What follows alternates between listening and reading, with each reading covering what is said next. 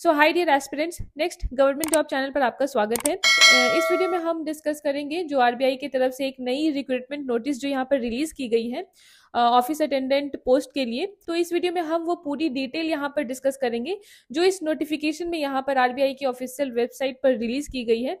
तो चलिए without wasting time हम सीधी बात नो बकवास कर लेते हैं, मतलब इसकी पूरी डिटेल यहाँ पर हम ले लेते हैं। तो फ्रेंड्स, इस वीडियो में हम क्या क्या डिस्कस करेंगे वो यहाँ पर जान लेते हैं। यहाँ पर हम डिस्कस करने वाले हैं कि इसकी जो इम्पोर्टेंट डेट्स जो है, इस रिक्रूटमेंट से रिलेटेड जो इम्पोर्टेंट डेट्स जो है वो यहाँ पर क्या है, यहाँ पर वैकेंसीज कितनी है इस पोस्ट के लिए, कौन से स्टेट में किस किस कैटेगरी में कितनी कितनी वैकेंसीज है, वो सब हम यहाँ पर देखेंगे।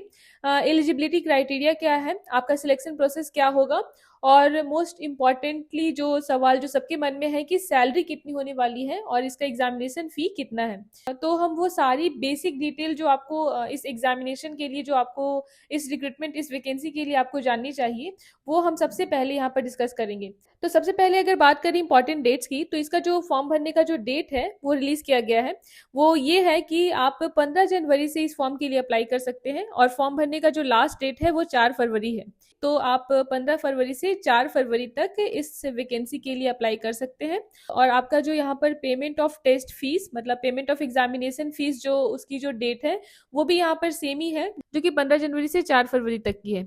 अब फ्रेंड्स, यहाँ पर आपका एग्जाम की टेंटेटिव डेट्स भी यहाँ पर मेंशन की गई है कि आपका जो एग्जाम है वो कब होगा। तो यहाँ पर देखिए, आपका जो एग्जाम होगा वो 28 फरवरी और 1 मार्च को हो सकता है। तो जो भी कैंडिडेट आरबीआई में गवर्नमेंट जॉब पाने का सपना देख रहे हैं, उन सबके लिए इस सपने को हकीकत में बदलने का काफी अच्छा मौका है।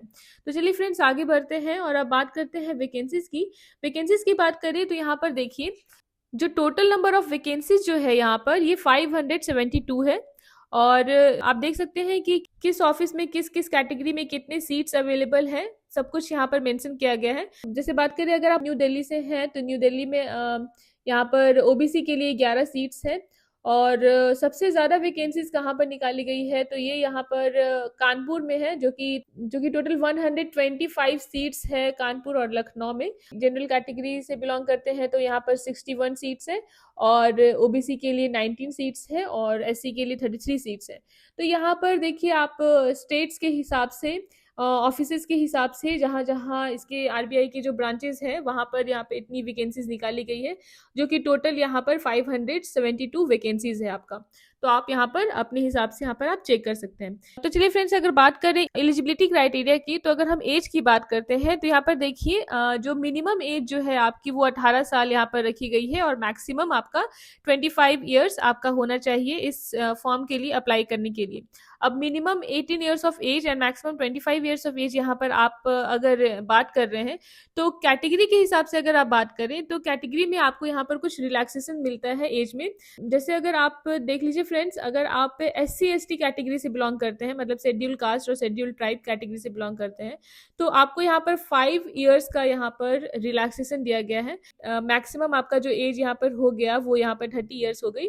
फिर उसके बाद अगर ओबीसी कैटेगरी से बिलोंग करते हैं तो यहाँ पर देखिए 3 ईयर्स, मतलब 3 साल का यहाँ पर रिलैक्सेशन है। ओबीसी कैटेगरी से अगर आप बिलोंग करते हैं तो 25 यहाँ पर मैक्सिमम एज जो थी, अगर आप ओबीसी कैटेगरी से बिलोंग करते हैं तो आपकी जो मैक्सिमम एज जो होगी वो 28 होगी। तो ये जो एज का जो कैलकुलेशन यहाँ पर देखिए, एज जो है वो आपका 1 जनवरी 2026 के हिसाब से यहाँ पर आपको ये ध्यान रखना है कि आपका जो एज जो है वो 1 जनवरी 2026 के हिसाब से ये कैलकुलेट होगा।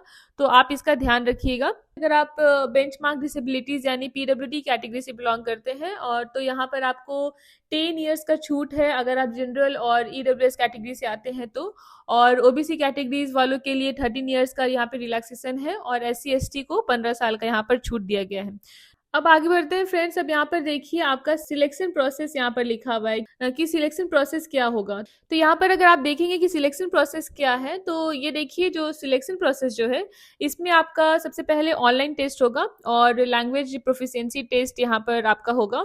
ऑनलाइन टेस्ट में फ्रेंड्स यहाँ पर देखिए 4 सब्जेक्ट्स यहाँ पर दिए गए हैं। जैसे सबसे पहला है reasoning, general English, general awareness और न्यूमेरिकल एबिलिटी, जिसमें आपका टोटल नंबर ऑफ क्वेश्चंस जो है वो 120 है। 30 क्वेश्चन हर एक सब्जेक्ट से आपका पूछा जाएगा, तो टोटल 120 क्वेश्चंस में मैक्सिमम मार्क्स आपका भी 120 ही है।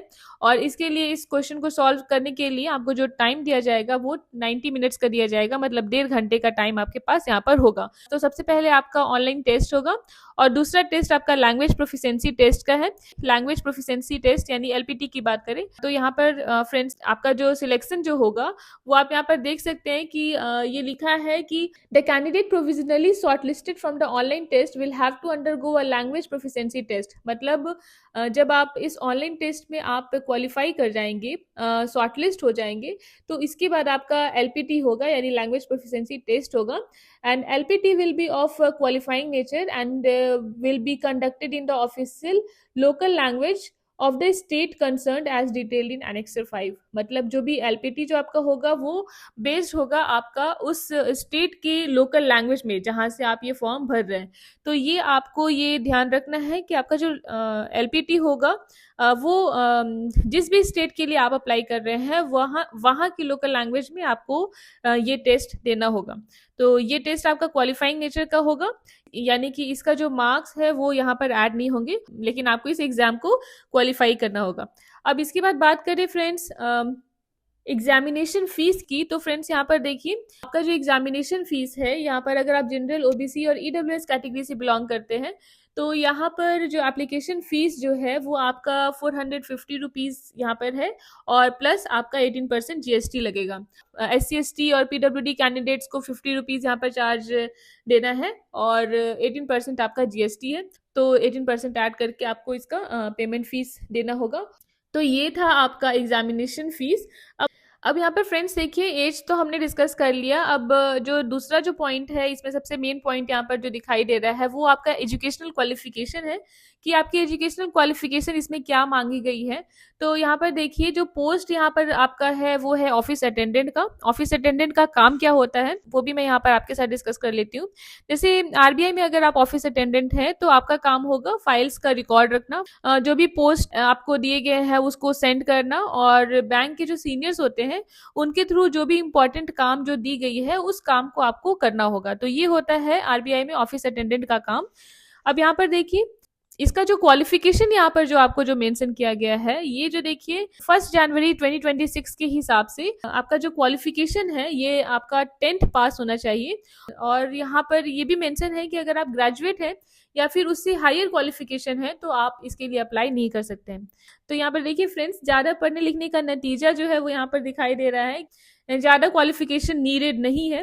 तो ये आई थिंक सलमान खान वाले सॉन्ग को रिफर कर रहा है कि ऐसा पहली बार हुआ है 17-18 सालों में, जोक्स अपार्ट। तो यहाँ पर हम क्वालिफिकेशन को फिर से अगर डिस्कस करें तो आपका जो क्वालिफिकेशन है वो 10th पास है या फिर आप 12th पास भी हो सकते हैं, लेकिन आप ग्रेजुएट नहीं हो सकते हैं। तो ये उन सारे बच्चों के लिए भी एक काफ़ी अच्छा मौका आया है, क्योंकि यार आपकी जो फर्स्ट जॉब जो होगी वो आरबीआई में होगी और आरबीआई मतलब इतने बड़े ऑर्गेनाइजेशन में अगर आपकी पहली जॉब अगर आरबीआई जैसे बड़े ऑर्गेनाइजेशन में हो तो वहां से आपको बहुत कुछ सीखने को भी मिलेगा।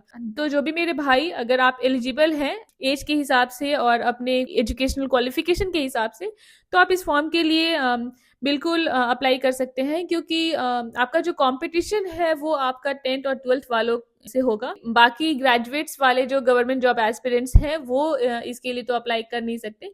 तो आपका कंपटीशन काफी कम हो गया है और यहाँ पर सैलरी भी आपकी काफी अच्छी है। अगर आप इसकी सैलरी सुनेंगे तो भाई अभी आप इसका फॉर्म भर देंगे, यहाँ पर देखिए जो सैलरी जो होगी भाई साहब आपकी यहाँ पर टोटल सैलरी आपकी यहाँ पर मेंशन की गई है कि आपका सैलरी 53,550 रुपीज हो सकता है विदाउट एचआरए। जो अगर बात करें मतलब हाउस रेंट अलाउंस अगर आप नहीं उसको इंक्लूड कर रहे हैं तो यहाँ पर 46,000 आपकी मंथली ग्रॉस देखिए सैलरी लिखी गई है, बट इसमें आपका एचआरए भी ऐड होगा। तो ये काफी अच्छा मौका है तो उन सारे बच्चों के लिए जो 10th पास है, 10th और 12th पास है। तो फ्रेंड्स यहाँ पर मैंने वो सारी इंपॉर्टेंट डिटेल्स यहाँ पर आपके साथ डिस्कस किया है। आई होप आपको ये वीडियो पसंद आया हो। वीडियो पसंद आया हो तो वीडियो को लाइक और चैनल को सब्सक्राइब जरूर कर लीजिए और इसे अपने दोस्तों के साथ जरूर शेयर कीजिए, ताकि इस तरह की जो latest and to the point वाली गवर्नमेंट जॉब वाली जो वीडियोज़ हैं मैं यहाँ पर आपके लिए लाती रहूँ। मिलते हैं नेक्स्ट वीडियो में। Thank you.